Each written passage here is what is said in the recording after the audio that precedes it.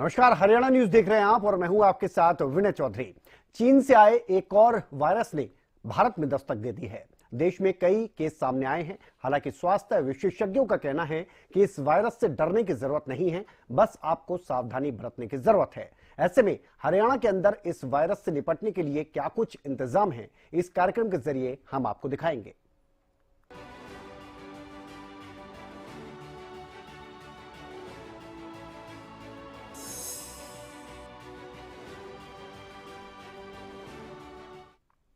तो सबसे पहले एचएमपीवी वायरस से निपटने के लिए भिवानी में क्या इंतजाम है, ये दिखाते हैं हमारे विशेष संवाददाता रवि जांगड़ा के जरिए आपको।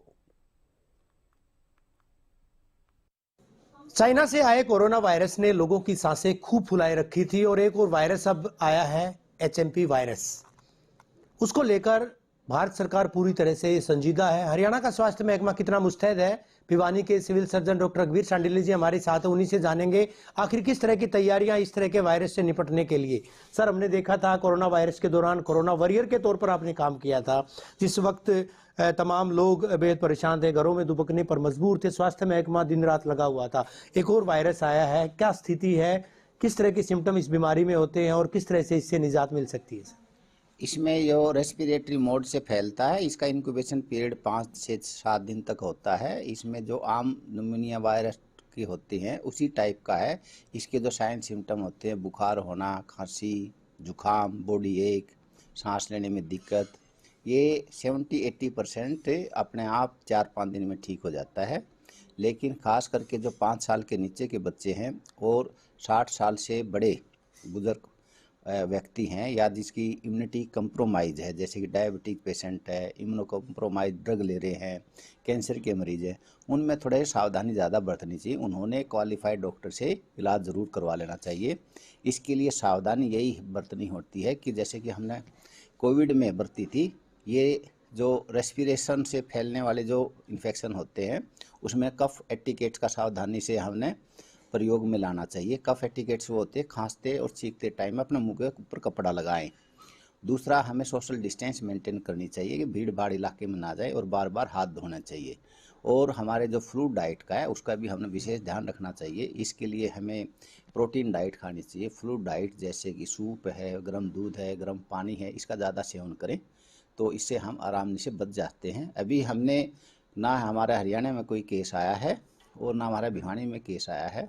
इसमें कोई चिंता की बात नहीं है। फिर भी हमारी जो तैयारियां हैं उसमें हमने एक आइसोलेशन ऑलरेडी पहले बनाया हुआ है 9 नंबर वार्ड, जिसमें 36 बेड हैं। हमारे पास ऑक्सीजन के लिए ऑक्सीजन प्लांट है और दूसरा हमारा गैस मैनीफोल्ड है। हमारे पास ऑक्सीजन की कोई कमी नहीं है। हमने आईएमए और हमारे जो ट्रीटिंग डॉक्टर है उसको भी हिदायत दे दी है कि लोगों में पैनिक ना फैलने दे। जो भी पेशेंट आता है उसको सिम्पटमेटिक ट्रीट दे और अननेसेसरी एंटीबायोटिक का प्रयोग ना करें। कोविड के लिए तो कोविड टेस्ट अनिवार्य किया गया था, उस टेस्ट की मार्फत पता चलता था कि कोविड है कि नहीं है। एचएमवी वायरस के लिए पता करने के लिए किस तरह का टेस्ट करवाया जाता है, किस तरह का परीक्षण होता है? इसमें कोई भी जो चीज़ वायरस होता है उसकी एंटीजन टेस्ट होता है और एंटीबॉडी टेस्ट होती है। एंटीबॉडी के टेस्टिंग के लिए हमें टाइम मिलता है कि 5 से, क्योंकि जैसे कि इंक्यूबेशन 5 दिन से 7 दिन का होता है, जो एंटीबॉडी इन्फेक्शन के बाद बननी शुरू होती है। तो इसमें एलाइजा टेस्ट और कार टेस्ट से जो टेस्टिंग होती है वो अवेलेबल है और हम उसका प्रयोग कर सकते हैं। लेकिन अभी क्योंकि ये इसमें काफ़ी अभी हरियाणा में कुल मिलाकर के 8 या 10 की केस हैं और डिस्ट्रिक्ट लेवल पर और स्टेट लेवल पर अभी कोई इसका प्रकोप नहीं है, तो अभी तक कोई स्टेट हेडक्वार्टर से कोई टेस्टिंग की गाइडलाइन भी नहीं आई है। तो क्या मान सकते हैं सर, अभी सेफ है? बिल्कुल सेफ है। हमने जो भी कोई इन्फेक्शन होता है उसको प्रिवेंट और इंटरवेन करने के लिए 3 मंत्र का ज़रूर हमने प्रयोग करना चाहिए। एक तो खांसते और छींकते टाइम में हमने अपना कपड़ा लगाना चाहिए, भीड़ भाड़ इलाके में ना जाएं, सोशल डिस्टेंस मेंटेन करके रखें और बार बार अपना जो सोप से हाथ धोएं या सैनिटाइज से हाथ। यानी जो कोविड के लक्षण थे उसी तरह है हम ये जो एक मंत्र मैंने 3 बताए हैं, ये इस मंत्र से हम हर प्रकार के इन्फेक्शन को रोक सकते हैं, खास करके रेस्पिरेटरी मोड से फैलने वाले। शुक्रिया हमसे बात करने के लिए। भिवानी के सिविल सर्जन डॉक्टर अकबीर शांडिल्य। साफ तौर पर कहना कि कोविड में जिस तरह की गाइडलाइन अख्तियार की गई थी, ठीक उसी तरह की गाइडलाइन अगर इस वायरस के प्रकोप से बचना है तो उसमें अगर रखेंगे तो निश्चित तौर पर बीमारी से तो भिवानी के अलावा रेवाड़ी में भी किस तरह के इंतजाम किए गए हैं, ये भी आपको दिखा देते हैं हमारे संवाददाता के जरिए। आजकल लगातार पूरे भारत में HMPV वायरस की चर्चा है। जो वायरस चीन में शुरू हुआ और चीन में ये काफ़ी हद तक फैला भी, और इस वायरस को लेकर बात करें हम भारत की, तो भारत में अभी तक इस वायरस के लगभग 12 केस मिल चुके हैं। और सबसे बड़ी बात यह है कि बच्चों में ये वायरस देखने को मिला है। ये वायरस वैसे तो आम वायरस की तरह है, जो है खांसी जुकाम की तरह होता है, लेकिन कहीं ना कहीं बात करें तो पैनिक जरूर लोगों में है इस वायरस को लेकर। तो आज हमारे साथ है रेवाड़ी के जो डिप्टी सिविल सर्जन हैं डॉक्टर दीपक वर्मा, उनसे जानेंगे इस वायरस को लेकर कि ये वायरस कितना घातक है और इससे बचाव के क्या करना चाहिए। डॉक्टर साहब, सबसे पहले तो हरियाणा न्यूज पर आपका स्वागत है। धन्यवाद सर। सर, ये जो HMPV वायरस है ये अभी चाइना से भारत में भी आ गया है, तो इसको लेकर क्या एहतियात बरती जाए? और कहा जा रहा है कि बच्चों के लिए ऊपर इस वायरस का जो खतरा है वो ज्यादा है। देखिए, कोई भी जो वायरल डिजीज होती है, ये बात सही है कि जो बच्चे होते हैं और जो 60 साल से ज़्यादा के लोग होते हैं उनकी इम्यूनिटी थोड़ा वीक होती है। इस वजह से कोई भी वायरल डिजीज होती है वो उन पर ज़्यादा असर डालती है। और जैसा कि ये भी एक वायरल डिजीज है, तो निश्चित तौर पर बच्चे और जो बुजुर्ग हैं उनको थोड़ी ज़्यादा एहतियात रखनी चाहिए। डॉक्टर साहब, बात करें कि अभी लोगों ने कोविड देखा है, कोविड काल देखा है, तो कोविड में जिस तरह से लोगों की जानें भी गई है, तो ये जो वायरस है इसको कोविड से कितना हल्का माना जाए, या ये भी कोविड की तरह है? देखिए, जहाँ तक कोविड के वायरस की बात है वो एक नया वायरस था, और जहाँ तक हम HMPV की बात करते हैं तो ये नया वायरस नहीं है। ये 2001 से हमारे एनवायरनमेंट में है और इसके केसेस आते रहते हैं। लेकिन जहाँ तक हम बात करेंगे कोविड की, वो थोड़ा ज़्यादा खतरनाक था, ये उस तरह का वायरस नहीं है। अब बात कर ले डॉक्टर साहब अवेयरनेस की, तो लोगों से किस तरह कहा जाए कि इससे किस तरह अवेयर रहा जाए और किस तरह लोगों को पता लगे कि हमें ये वायरस कि उसमें हम आ चुके हैं जद में? देखिए, कोई भी हमारी जो इन्फेक्शन डिजीज होती है लंग्स की, जैसे कोई भी वायरल डिजीज होती है, उसके सिम्टम्स लगभग सेम आते हैं। इसके अंदर भी जो सिम्टम्स हैं वो ये हैं कि जो बच्चे हैं, बुजुर्ग हैं और जो जिनको भी होगा तो उसको खांसी लंबे समय तक रहेगी, नाक बहेगी उनके पूरे शरीर में दर्द होगा, और जहाँ ही वायरस थोड़ा ज़्यादा असर करेगा तो उसमें मरीज को सांस लेने में भी तकलीफ हो सकती है। एक भारत सरकार भी काफ़ी अलर्ट मोड पे है इस वायरस को लेकर। और बात करें हम हरियाणा सरकार की, तो जो हमारी स्वास्थ्य मंत्री है, उन्होंने भी मीटिंग लेकर कहा है कि इस वायरस को लेकर गाइडलाइन भी जारी की गई है। तो लोगों को क्या मास्क पहनकर चलना चाहिए? देखिए, हरियाणा सरकार ने भी जो है और भारत सरकार ने भी इसके लिए गाइडलाइंस जारी की है। उसमें न केवल स्वास्थ्य कर्मी और स्वास्थ्य विभाग को बल्कि लोगों के लिए भी है कि वो एहतियात ज़रूर बरतें। जैसे कि हम जानते हैं कि वायरस जो है वो हवा से फैलता है, तो आप भीड़ भाड़ वाले इलाके में जब भी जाएं तो कोशिश कीजिए कि मास्क लगा के जाएं या मुंह को ढक के जाएं। इसके अलावा जब आप घर पे आते हैं या कहीं बाहर से कहीं घर पे आते हैं तो सबसे पहले काम आपको ये करना चाहिए कि आपको अपने हाथ को धो लेना चाहिए। और जिनको जुकाम, जैसे कि जिसकी नाक बह रही हो, जिसको छींके आ रही हो या जिनको खांसी हो, उनको विशेष तौर पे ये ध्यान रखना चाहिए कि कोई भी वायरस उनके थ्रू किसी दूसरे को ना जाए। तो वो हमेशा, अगर उनको कोई ऐसे सिम्टम्स आते हैं तो उनके लिए ज़रूरी है कि वो घर से बाहर कम से कम निकलें, और बहुत ज़्यादा ज़रूरी है तो अपने मुंह को ढक के निकलें। एक डॉक्टर साहब, बात कर लें सैंपल की। जो कोरोना वायरस था उसकी सैंपलिंग की व्यवस्था तो रेवाड़ी में थी, लेकिन क्या जो ये वायरस है इसकी जो सैंपलिंग है वो रेवाड़ी सिविल हॉस्पिटल में अवेलेबल है, और इसके लिए क्या अलग से कोई वार्ड भी बनाया गया है? देखिए, जहाँ तक सैंपलिंग की बात है तो गाइडलाइंस ये है कि जो सीरियस मरीज होंगे, जिनके अंदर सर्दी जुकाम और खांसी के जो मरीज है, जिनको सांस लेने में तकलीफ हो रही है और जिनको दाखिल करने की आवश्यकता है, सैंपलिंग केवल उनकी करनी है और उनके सैंपल को हमें ऊपर भेजना है जांच के लिए। जहाँ तक हमारी व्यवस्था की बात है तो हमारे पास चेस्ट एंड टीबी का पूरा एक डिपार्टमेंट अलग है, उसका एक पूरा वार्ड अलग है, और हमारा एक आइसोलेशन वार्ड भी अलग से हमने बनाया हुआ है। तो मतलब ये कहा जा सकता है कि ये जो वायरस है ये एक सिंपल वायरस है, खांसी जुकाम की तरह, लोगों को इसमें पैनिक होने की कोई ज़रूरत नहीं है।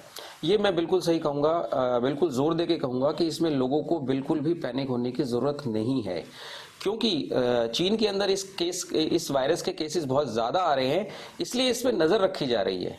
और नजर रखने के लिए इसकी जो है रैंडम सैंपलिंग की जा रही है, जिसकी वजह से लोगों में ये थोड़ा सा भय आ गया है कि कहीं ये कोविड की तरह वायरस ना हो। ये उस तरह का वायरस बिल्कुल नहीं है। तो अभी आपने देखा कि जो डॉक्टर दीपक वर्मा है, डिप्टी सिविल सर्जन, उन्होंने बताया कि बिल्कुल पैनिक होने की जरूरत नहीं है। ये एक आम खांसी जुकाम की तरह जो वायरस है, और इससे बिल्कुल भी पैनिक ना हो। ये किसी तरह का, इस वायरस से हमें कोई खतरा नहीं।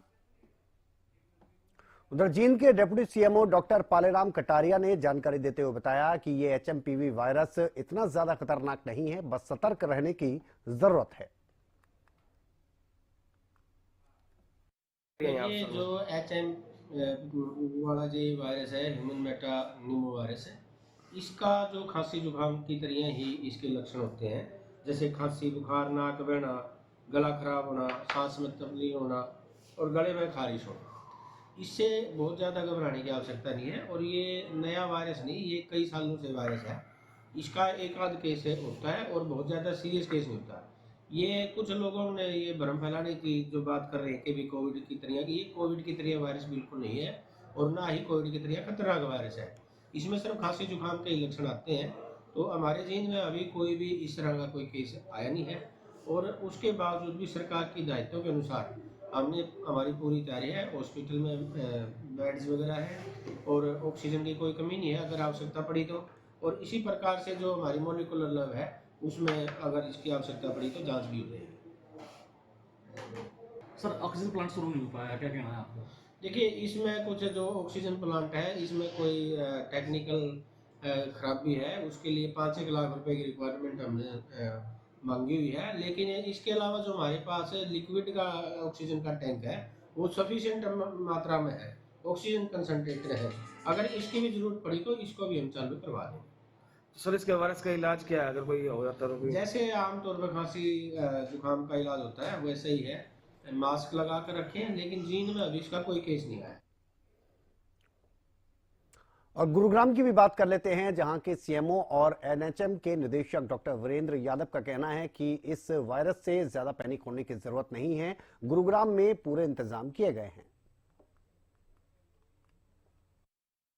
पहली बात तो HMPV कोई नया वायरस नहीं है। HMPV it's a known virus. पिछले ऑलमोस्ट 24 साल से वायरस जाना जाता है और अभी अनावश्यक रूप से पैनिक होने की कोई सिचुएशन नहीं है, क्योंकि अनावश्यक रूप से एक हाइप बनी हुई है एट प्रेजेंट ये HMPV को लेके। और चाहे वो इनिशियली 1, 2, 3 करते हुए 10 केस तक की बातें चल रही हैं। ये पर्टिकुलरली ये जो वायरस है ये रेस्पिरेटरी सिंसिटियल वायरस एक फैमिली है जो मीजल्स मम्स की तरह ही साथ में सेम ऑलमोस्ट उसी फैमिली का एक हिस्सा है। और ये मेजोरिटी HMPV ज्यादातर बच्चों में होता है। 5 साल तक मेजोरिटी ऑफ जो हमारी पॉपुलेशन होती है वो इसको एक्सपोज हो जाती है। यूजुअली फर्स्ट इन्फेक्शन में आपको कॉमन कोल्ड की तरह या कोई कॉम्प्लिकेशंस अगर मैं बात करूं बाद में हम करेंगे तो वो संभव है। उसके बाद यूजुअली हमें इम्यूनिटी इससे मिल जाती है। मैं आपको बहुत क्लियर बताना चाहूंगा कि 5 साल तक के ज्यादातर बच्चों में खास करके जो न्यूमोनाइटिस या इन्फेक्शन या कोई भी कोल्ड का या इस किस्म का इन्फेक्शन होता है उसमें 10 से 12% में तो HMPV पिछले ऑलमोस्ट 20-25 साल से ये इन्फेक्शन कर रहा है, यानी 2001 से। तो ऐसा कुछ नहीं है कि कोई नया वायरस है। और एक बार फिर मैं बताऊंगा, खास करके जो छोटे बच्चे हैं जो पहले 1 साल के हैं उनको ये ज्यादातर इन्फेक्ट करता है और उसमें भी पहले 6 मंथ में मैक्सिमम इन्फेक्ट करता है। यूजुअली ये सेल्फ लिमिटिंग डिजीज है और ज्यादातर बच्चे ठीक हो जाते हैं। कुछ ऐसे हैं जिनको ब्रोंकोलाइटिस, ब्रोंकाइटिस या निमोनाइटिस हो सकती है ये कॉम्प्लिकेशन।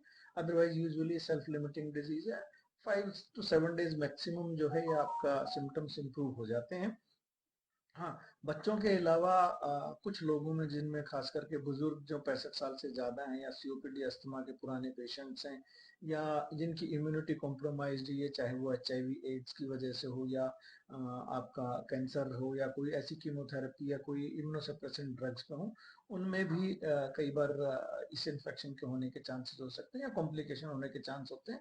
अदरवाइज ये एक सेल्फ लिमिटिंग डिजीज है और इसके सिम्टम्स ऑलमोस्ट कॉमन कोल्ड की तरह होते हैं, जिसको जैसे बिल्कुल कॉमन कोल्ड में जैसे होता है खांसी जुकाम, सांस लेने में तकलीफ, बुखार, सर दर्द या रैश, ये भी सेम सिम्टम्स इसमें है। यूजुअली मैंने बताया जैसे सेल्फ लिमिटिंग डिजीज है तो आपको ऐसी दवाइयों की जरूरत नहीं पड़ती। लेकिन यदि आपका 3 दिन से ज्यादा फीवर है 103 डिग्री से ज़्यादा फीवर है, सांस लेने में आपको तकलीफ हो रही है, या आपको अगर मैं ये कहूँ कि लिप्स, स्किन या आपके नाखून जो है नीले पड़े यानी ऑक्सीजन की कमी है, तो ऐसी सूरत हाल में आपको हॉस्पिटलाइजेशन की जरूरत पड़ती है। अदरवाइज इसमें हॉस्पिटलाइजेशन की भी जरूरत है सच नहीं पड़ती। सर मुख्य तौर पर देखा जाए तो किस तरह से देखें, क्योंकि अमूमन तौर पर लोग इस तरह से उसको देख रहे हैं कि कहीं कोरोना की स्थिति में तो नहीं है। दूसरा सर, भारत में कितना परिपक्व है हमारे बच्चों की या यहाँ के लोगों की इम्यूनिटी पर कितना ये असर डाल पाएगा? नहीं, पहली बात तो ये है कि कोविड से रिलेटेड जिस तरह से उसकी वजह से एक अननेसेसरली, मैंने पहले भी कहा है, पैनिक सिचुएशन क्रिएट करने की जरूरत नहीं है।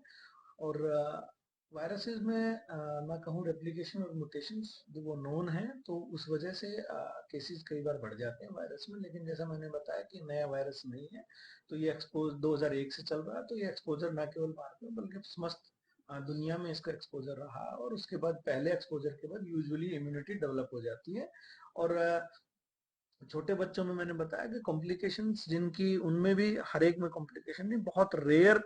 एक तो वैसे ही ये सिर्फ 10% बच्चों को प्रभावित करता, उसमें से भी 10% बच्चों में से भी हार्डली फ्यू परसेंट, उसमें भी 4-5% बच्चों को कोई कॉम्प्लिकेशंस होती हैं तो ही कहीं आता है। तो पहली बात तो ये पैनिक की नहीं। और कॉम्प्लिकेशन भी कोई एज सच ये नहीं है कि वो ड्रेडिड या कोविड की तरह लाइफ थ्रेटनिंग कॉम्प्लिकेशंस ऐसी होती हूँ, तो ऐसा कोई घबराने की जरूरत नहीं है। और खास करके मैंने बताया तो छोटे बच्चों को ज्यादा प्रभावित करती है। अडल्ट्स में तो मैंने आपको रीजन बताया कि सिर्फ इम्यूनो कॉम्प्रोमाइज या कुछ डिजीज के साथ ही होता है।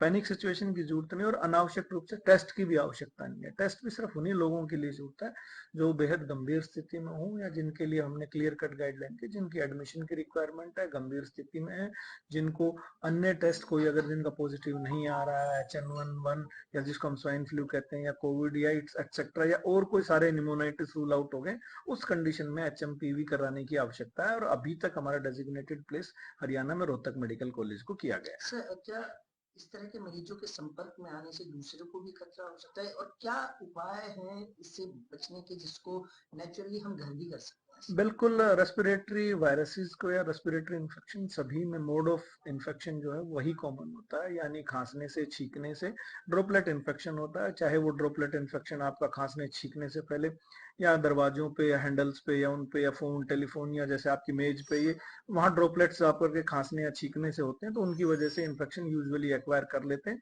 बेस्ट तरीका जैसा पहले था जो हमने सीखा था, मास्क लगाएं, जो व्यक्ति संक्रमित है वो बाकी परिवार से दूरी बना कर रखें, और हैंड वॉश और हैंड हाइजीन, चाहे आप साबुन से हाथ धोएं चाहे हैंड सैनिटाइजर यूज करें, दैट इज द बेस्ट।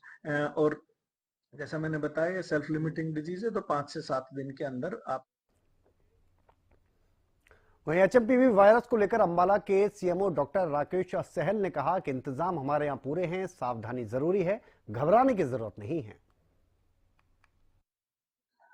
देखिए, HMP वायरस का आपको पता है कि अभी तक यहाँ पे सिचुएशन बिल्कुल कंट्रोल में है, लेकिन फिर भी हमारे मुख्यालय से कल हमें एडवाइजरी मिल गई थी रात को, और उसके अंदर जो है वो काफ़ी सारी हिदायतें उन्होंने दी हैं। पहली तो सबसे पहली बात है कि कोई भी ज़रूरत नहीं है पैनिक होने की। नंबर 2 ये कि इन्फ्लुएंजा वायरस ही है जिसमें कि कॉमन कोल्ड की तरह से सारे सिम्टम्स आते हैं, जैसे खांसी है, नज़ला है, बुखार है, कफ है, और कई पेशेंट्स को सांस वगैरह फूलना हो सकता है।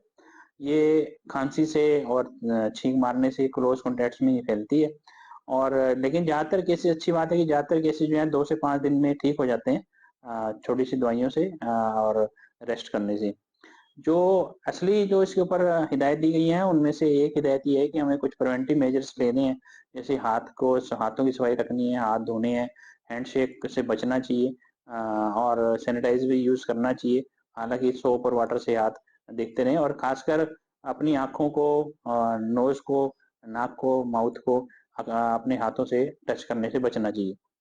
जहाँ तक हमें जो हिदायतें दी गई हैं, ये तो एक जनरल डिस्क्रिप्शन थी। जहाँ तक हमें हिदायत दी गई है उसमें हॉस्पिटल के अंदर फ्लू कॉर्नर्स बनाने के लिए आदेश दिए गए हैं, तो हमें सभी CSC PSC तीनों बड़े हॉस्पिटल्स में हमने हिदायतें भेज दी हैं। और साथ में ऑक्सीजन बेड्स हैं, या जो स्टाफ है या इक्विपमेंट है, जैसे कि ऑक्सीजन के सिलेंडर्स हैं, कंसंट्रेटर्स हैं, वो हमारे पास सफिशिएंट मात्रा में है। कुछ मेडिसिन के बारे में भी कहा गया है कि इनके बारे में आप रखिए, और सभी हेल्थ वर्कर्स को भी अगर कहा गया है कि आप अपने हाथ बार बार धोइए, और अगर किसी को सिम्टम्स हैं तो उसको जो है ना वो फेस मास्क जो है वो लगाना चाहिए।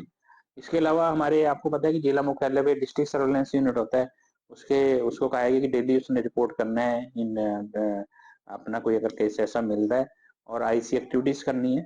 और खासकर जो हमारे पास बच्चे होते हैं या बुजुर्ग होते हैं उनको थोड़ा खतरा ज्यादा रहता है। इसके साथ हमने आईएमए को भी जो अम्बाला सिटी की है, अम्बाला कैंट की है, उनको भी अप्रोच किया है ताकि उनको भी थोड़ा सेंसिटाइज करने। केवल एडमिशन जो है वो केवल सीरियस केसेस को ही चाहिए होती है। तो एक बार मैं फिर यही कहूंगा कि अभी कोई जरूरत नहीं है पैनिकी होने की, ऐसा कुछ इधर नहीं है। और अगर ऐसा है तो हम पूरी तरह से तैयार हैं, और हमारे डिपार्टमेंट की तरफ से, गवर्नमेंट की तरफ से जो इंस्ट्रक्शंस समय समय पे आती है उनका। तो भिवानी, रेवाड़ी, अंबाला, यमुनानगर, कई जगहों की तस्वीरें हमने आपको दिखा दी जहां पर सीएमओ खुद कह रहे हैं कि इंतजाम पूरे हैं, परेशान होने की जरूरत नहीं। चरखी दादरी के सीएमओ डॉक्टर राजवेंद्र ने क्या कुछ कहा है इस वायरस को लेकर, ये भी सुनाते हैं। जिसका ओरिजिन चाइना से हुआ है और हमारे यहाँ भारत में भी 5 से 6 केसेस सुनने में आए हैं, और इसमें हमने अपनी तरफ से यहाँ पे अपनी तैयारी पुख्ता की हुई है। इसमें खांसी आना, बुखार होना और सांस लेने में तकलीफ होना, ये सब चीजें पाई जाती हैं। और इसमें सबसे बड़ा रोल ये है कि एक तो लोगों को मास्क पहनना चाहिए। मास्क का सबसे बड़ा रोल है इसमें, ताकि एक बंदे से दूसरे लोगों को ये बीमारी ना फैले। और इसमें अपने हाथों को अच्छी तरह से वॉश करना या फिर सैनिटाइजर यूज करना एडवाइस किया जा रहा है मरीजों को। और 5 साल से कम के बच्चों में और 65 साल से ऊपर के लोगों में पाया जाता है। अभी तक जितना हमारे को नॉलेज है, इसको हम कोरोना के लेवल पे ही। वहीं पानीपत में हमारे संवाददाता ने सिविल अस्पताल का हाल जाना और ये बताया कि किस तरह के इंतजाम यहां पर किए गए हैं। साथ ही यहां पर जो भी मेडिकल ऑफिसर से उनसे बातचीत भी की। एचएमपीवी वायरस, ह्यूमन मेटान्यूमो वायरस के बारे में लगातार जो है खबरें आ रही हैं कि लगातार चीन के अंदर वो संक्रमण ज़्यादा फैल रहा है, और इसी को लेकर अब इसने भारत में भी दस्तक दे दी है। आपको बता दें कि तमिलनाडु, हैदराबाद और कर्नाटका में इसके पेशेंट पाए गए हैं। सबसे पहली बात जो है, ये 2001 के अंदर पूरे विश्व में आया था, और उसके बाद 2005 में जो है इसके लक्षण जो है भारत के अंदर भी देखने को मिले हैं। फिलहाल स्थिति ये है कि अमृतसर एयरपोर्ट हो या चंडीगढ़ एयरपोर्ट हो, वहां पर जो है सरकार ने स्कैनिंग शुरू कर दी है। वहीं दिल्ली के स्वास्थ्य विभाग ने जो है एडवाइजरी जारी की है। इसको लेकर क्या कुछ इंतजाम है, इस समय हम पानीपत के सामान्य हॉस्पिटल में हैं और यहाँ पर क्या कुछ इंतजाम किए गए हैं, इसके बारे में भी हम जानेंगे। लेकिन फिलहाल लगातार जो है सरकार की तरफ से गाइडलाइन आ रही है, और सबसे बड़ी बात है इसके लक्षण जो बताए गए हैं। इसके लक्षण ये बताए गए हैं कि जो सांस की नली है जो फेफड़ों तक जाती है, उसके अंदर जो है ये सूजन पैदा करता है। और सबसे बड़ी बात ये भी है कि कम जो बच्चे हैं 12 से 14 साल के बच्चे, उनके अंदर भी ये संक्रमण हो सकता है। सबसे बड़ी बात यह नज़ला, जुकाम, खांसी को लेकर जो है इसके फैलने के चांसेस हैं। जिस तरीके से आपने देखा था कि कोरोना के अंदर जो है लक्षण जो है, हम लोग हाथ नहीं मिलाते थे, मास्क रखते थे, लेकिन कहीं ना कहीं इसके भी फैलने के जो चांसेस हैं वो भी इस तरीके से हो सकते हैं, हाथों से फैल सकता है। लेकिन इसको लेकर जो है जो एडवाइजरी जारी की गई है उसमें ये कहा गया है इसको घबराने की कोई बात नहीं है, इसका समाधान संभव है। और पहली बात तो सर इस वायरस से घबराने की बात नहीं है। वायरस बहुत पुराना है, 60 साल से भी पुराना है। 2001 में ये नीदरलैंड में सबसे पहली बार मिला था। उसके बाद 2016 में इसका नाम चेंज करके इसको ये वाला नाम दिया गया HMPV वायरस। और इसकी 2 स्ट्रेन है, strain A and strain B। Strain A को A1 एंड A2 में डिफाइन करते हैं और V को V1 एंड V2 में करते हैं। जेनेटिकली इनमें कोई डिफरेंस नहीं है। ये वायरस कोई खतरनाक नहीं है। अभी जो हमारे पास इंडिया में केसेस मिले हैं उनका कोई ट्रैवल हिस्ट्री नहीं है, और WHO ने भी, जो हमारी इंडियन हेल्थ एडवाइजरी, वो भी यही कहती है कि घबराने की बात नहीं है। तो स्ट्रेन जो है जेनेटिकली इतने मतलब डिफरेंस नहीं है, तो इनसे घबराने की बात नहीं है सर। दूसरा, इनमें आपको जो सिम्टम्स हैं, अगर आपको लगते हैं सिम्टम्स जैसे कि नाक बहना, खांसी हो गया, जुकाम, बुखार, तो आप अपना जो भी डॉक्टर है आपके नियर बाय हैं उनसे कांटेक्ट कीजिए, आप उनको अपने आप को दिखाइए या अपने बच्चों को दिखाइए। और इसमें जो प्रिवेंशन है वो ये है कि बार बार अगर आपको ये दिक्कत हो जाती है तो मास्क पहन के रखिए, भीड़ वाली जगह से जाने से बचिए, अपने हाथ साफ कीजिए बार बार, अपने आँखों को अपने नाक को मत हाथ लगाइए बार बार, और जितना हाथ धोएंगे उतना सही रहेगा सर। और ठंड से बचाव रखें, कोई ऐसे घबराने वाली बात नहीं है, सिम्टोमेटिक और सपोर्टिव ट्रीटमेंट है इसका जी। डॉक्टर साहब इसमें ये भी बताया गया जैसे जो सांस की नली है जो फेफड़ों तक जाती है उसमें सूजन भी पैदा करता है, तो क्या वो तब करता है, ये ब्रोंकोनिमोनिया करता है जी वायरस। ये क्या होता है, जब ये वायरस फेफड़ों में जाता है तो वहाँ पे हाइपरप्लेजिया, मतलब जो वहाँ के रेस्पिरेटरी सेल्स हैं उनके साइज को बढ़ावा दे देता है जी, जिसकी वजह से जो सांस लेने की नली है उसमें सूजन आ जाती है। पर इसमें भी ये भी बहुत रेयर चांसेस होते हैं, अगर हम शुरुआती उसमें ट्रीट ना करें पेशेंट को, तब जाके ये लापरवाही से होते हैं, नहीं तो वरना ऐसी कोई दिक्कत वाली बात इस वायरस से है नहीं। हाँ, ब्रोंकियल एस्थमा के पेशेंट्स को थोड़ा सतर्क रहने की ज़रूरत है, क्योंकि बच्चों में ब्रोंकियल एस्थमा बहुत ज़्यादा होता है, कुछ बड़ों में भी होता है, तो उनमें थोड़ा सा ये वायरस जो है खतरा कर सकता है, नहीं तो इससे घबराने की बात नहीं है। ये आपस में संपर्क आने से भी हो सकता है? बिल्कुल हो सकता है जी, आपस में संपर्क आने में से हो सकता है। सांस से सांस को फैलने वाली बीमारी है, रेस्पिरेटरी टू रेस्पिरेटरी सिस्टम, किसी मतलब मान लो कोई पेशेंट इससे ग्रस्त है और उसने अपने हाथ वगैरह कहीं इधर उधर लगा दिए और वहाँ से आप इन्फेक्शन ले सकते हैं, तो इसीलिए कह रहे हैं कि बार बार हाथ धोने अपने मास्क। तो तमाम डॉक्टर्स और स्वास्थ्य विशेषज्ञों से बातचीत करने के बाद ये बात साफ हो जाती है कि HMPV वायरस कोई नया वायरस नहीं है। बच्चे और बुजुर्गों को थोड़ा सावधान रहने की जरूरत है। जरूरत आपको भी है कि आप थोड़ी एहतियात बरतें। फिलहाल इस खास कार्यक्रम में इतना ही। आप देखते रहिए हरियाणा न्यूज।